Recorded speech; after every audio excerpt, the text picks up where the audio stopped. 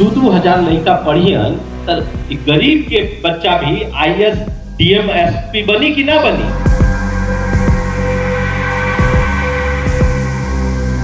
5 kilo आजाद पर vote न लिया जाए। जय बिहार।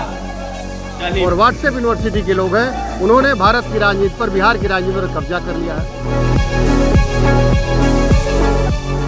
कैसे पढ़ी बच्चिया, देखी कैसे पढ़ी।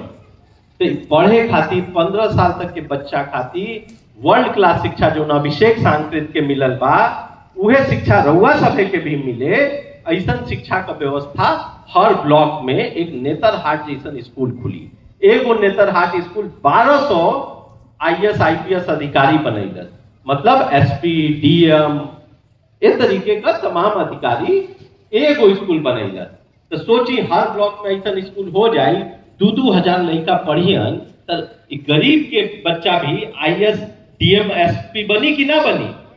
अपने घरे याद रखे के बाद, हाँ स्कूल के बस्ता याद रखे के बाद, स्कूल के बस्ता अगर हर घर पहुंच जाए तब हर घर के लड़का कुछ न कुछ बन जाए, डॉक्टर, इंजीनियर, कलेक्टर, SP कुछ न कुछ बन जाए और राउत सभे का भाग भविष्य बन जाए। जय बिहार। अब पीछे लोग छांव में बैठल बा तबो नहीं खल बोलत।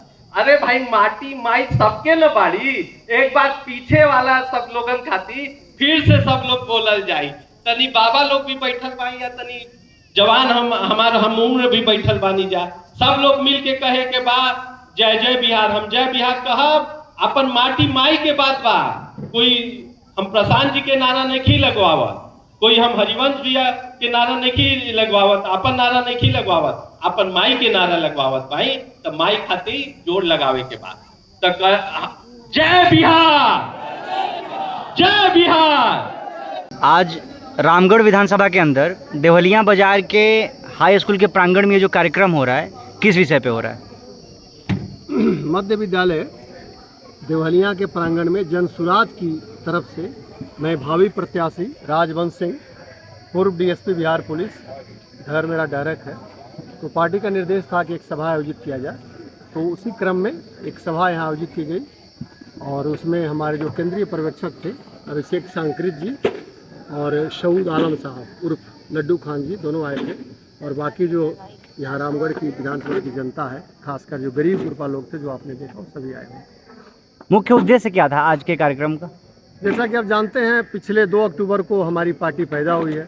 हमारा नेता लगातार बिहार का दौरा कर रहा है, तो ये हम लोग भी चाह रहे हैं कि इसे जन जन तक पहुँचाया जाए। तो इसीलिए बदलाव के क्रम में, बदलाव यात्रा जो चल रही है जनसुराज की, जो आप देख रहे हैं कि 35 सालों से बिहार में भी और रामगढ़ में भी भाजपा RJD हो रहा है, तो इसे बदलने के लिए, बदलाव के लिए लोगों को शिक्षित किया जाए, इसलिए जनसुराज की तरफ से सभा हमने आयोजित की थी।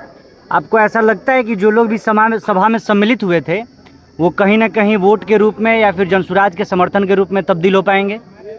देखिए, हमारी पार्टी और हमारा नेता केवल वोट के हिसाब से सोचते ही नहीं हम लोग। सवाल है कि जनता के बेहतर प्रशिक्षण के बाद ही तो हम वोट में बदल पाएंगे। अभी आलम क्या है, देश को सांप्रदायिक आधार पर हाँका जा रहा है। तो ये जो भाजपा के कुपढ़ लोग हैं और व्हाट्सएप यूनिवर्सिटी के लोग हैं, उन्होंने भारत की राजनीति पर, बिहार की राजनीति पर कब्जा कर लिया है।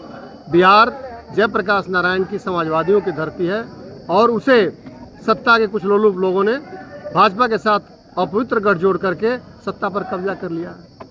तो ये जो नूरा कुश्ती है RJD भाजपा और JDU की, हम भविष्य की राजनीति करना चाहते हैं। हमारा नेता 3 साल से इसमें लगा हुआ है। जनसुराज पिछले 2 अक्टूबर से लगी है। तो चूंकि हमें अभी पसरना है, हमें अभी जनता के बीच जाना है, तो इस तरह की सभाएं हमें करनी होगी। और आपने देखा, ये शायद जनसुराज की रामगढ़ के इतिहास की पहली सभा थी जिसमें वनवासी लोग थे, दलित थे, पिछड़े थे। ये जो तथाकथित सामंती लोग थे वो नहीं थे। जैसे कि 2 अक्टूबर को पार्टी बनी आपकी जनसुराज, प्रारंभिक दौर लेके और अब का दौर, इन दोनों के आकलन में अभी आप जनसुराज को किस ओहदे पे पा रहे हैं बिहार के अंदर? मेरा क्या पाना है, अभी तो सोशल मीडिया का ज़माना है, लगातार जो सर्वे हो रहे हैं, तो जनसुराज और उसके नेता प्रशांत किशोर पहले निचले पायदान में थे, फिर चौथे पर आए, तीसरे पर आए, दूसरे पर आए, अब तो शिखर पर हैं। तो जन सुराज के आयोजनों में आई हुई भीड़, जन सुराज के पक्ष में महिलाएं, दलित, अति पिछड़ों का सक्रिय होना, ये बता रहा है कि बिहार में बदलाव की बयार बह रही है। अंत में आप रामगढ़ विधानसभा के तमाम वोटर्स और जो किसान जन हैं, जनता जनार्दन है, उनके लिए क्या कुछ कहना चाहिएगा? मैं यही कहना चाहूँगा कि बिहार ज्ञान की धरती है, नालंदा की धरती है, जयप्रकाश की धरती है। इसलिए बिहार की ये भूमिका है कि परिवर्तन करे, क्योंकि पूरा देश बड़ी आशा भरी निगाहों से बिहार की तरफ देख रहा है। आपको याद होगा 74 के आंदोलन की ज़मीन यही है।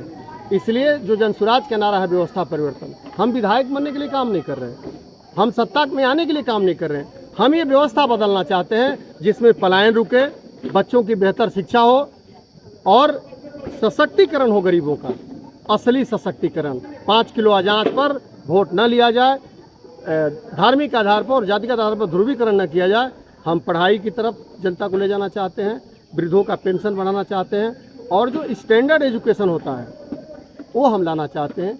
ये हमारी रणनीति है और महिलाओं को आगे बढ़ने के लिए लोन सस्ते दरों पर जो 4% सालाना होगा, यही हमारी रणनीति है। जय बिहार। चलिए, बहुत बहुत धन्यवाद।